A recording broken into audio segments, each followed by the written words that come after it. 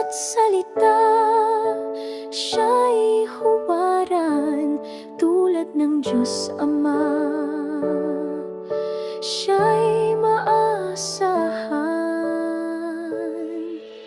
Ang puso ng Ama'y larawan ng may kapal, matatag, mapagmahal, tapat at banal. Sa unos at bawat taon, sa bisig niya'y may hampon.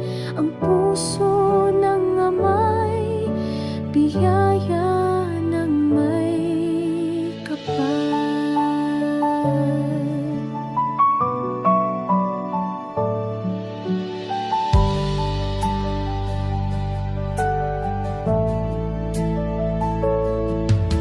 Tahimik na lumalakad sa landas ng tapat, nagsasakripisyo, laging handang mag-alay.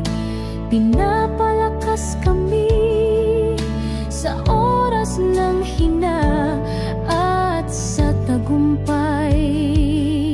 Siya'y una sa tuwa.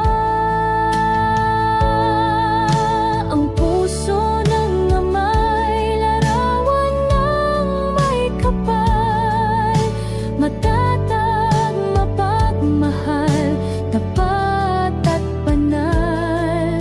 Sa unos at bawat taon, sa bisig